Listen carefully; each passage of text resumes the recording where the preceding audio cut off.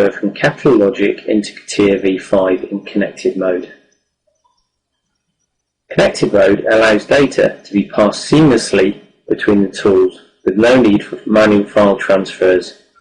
Cross-probing is also possible when using connected mode. You will also remember that in CHS it is possible to filter the outputted data by configuration or harness.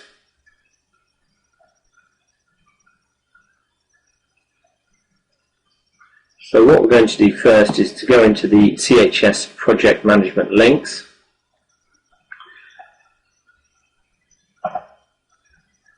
And you can see that we already have the connected mode set.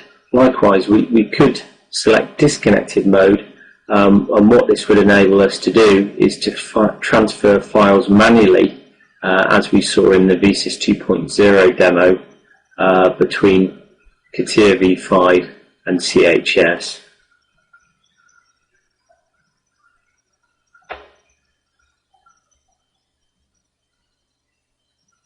So going back into capital logic, we're going to firstly check that we have a wiring bridge enabled. We could have a number of other options depending on which tool we're using, but for now we need a wiring bridge, and we'll select connect, which will connect CHS to CATIA via the web service, and bridge out. You can see that design has been received and a file report is created, and then going back into CATIA we can see that the file has been received.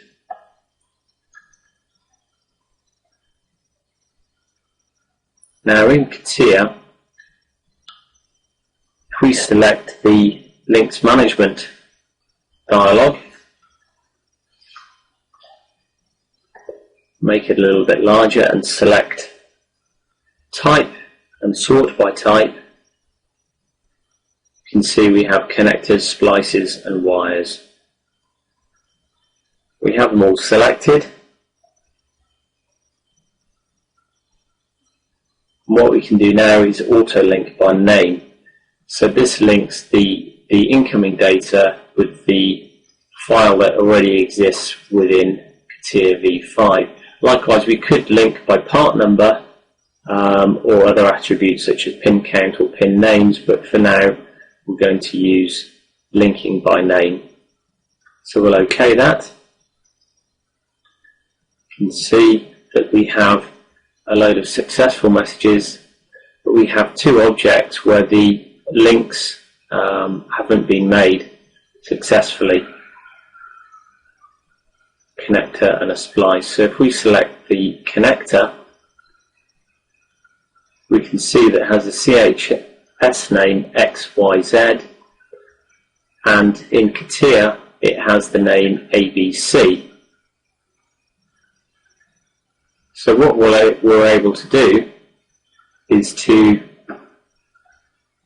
manually link the connector to the CATIA part. And when we do this, you can see that the CATIA part, the name is changed to XYZ. And this is what we'd like, because we treat the CHS authored data as master.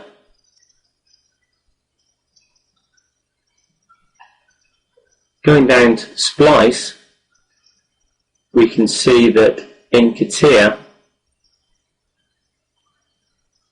we don't have a splice SP1. So what we're able to do is to place the splice into the CATIA design. So if we select splice from our library,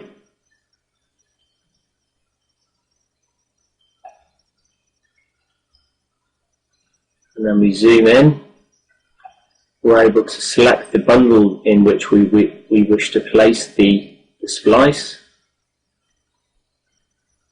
and then we can use the wheel to move the position of the splice along the bundle. And as we wheel along, you can see the splice dynamically moving within CATIA. So now we have the splice placed successfully.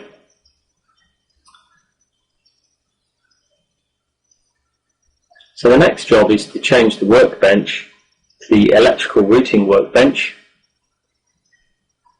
and then create a new electrical bundle, and we'll just call this one EV.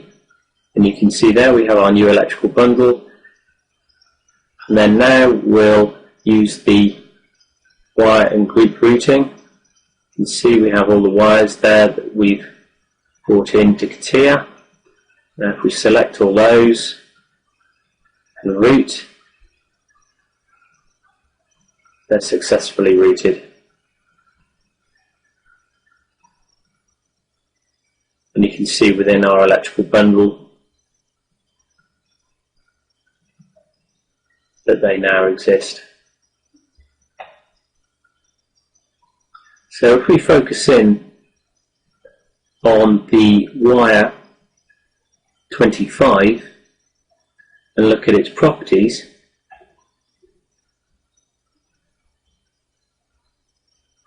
we can see that the current length of the wire is 0.0 millimeters. Now if we go back into CATIA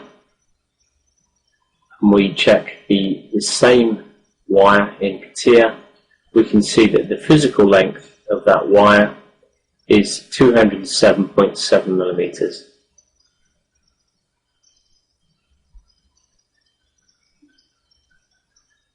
So now the final job is to bring the wiring data back into Capital Logic.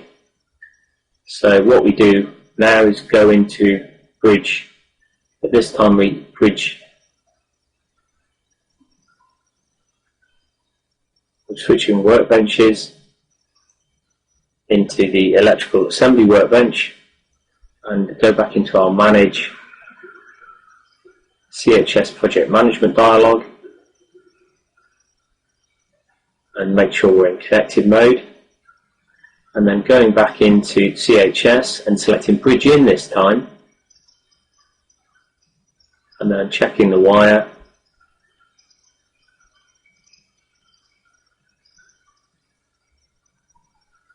See, it's still 0.0, so when we do the bridge in, we can see that we've got 23 wires being imported, and then we check the properties on that wire again, and we can see it's been updated to 207.7. Now, as we explained earlier, the user will be able to use this information within Capital Analysis to select wires and make appropriate changes based on the wire length that's been fed back from the accurate 3D model. The next flow I'd like to show you is bridging the harness topology into Capital Integrator. So if we select the first bundle and check its length, we can see that this is 180 millimeters.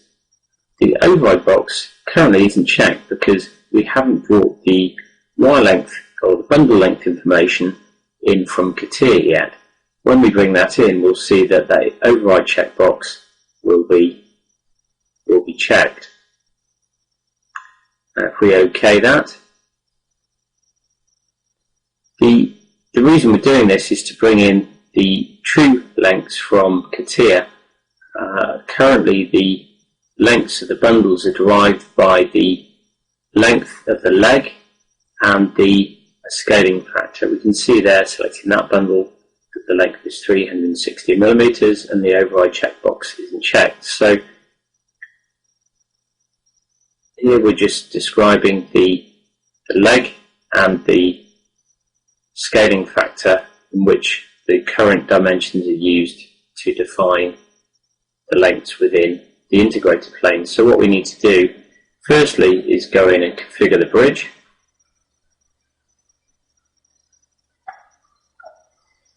We can see that we have a wiring bridge currently enabled, and what we need for topology is a harness bridge. So we OK this, and then we connect and open the Change Manager.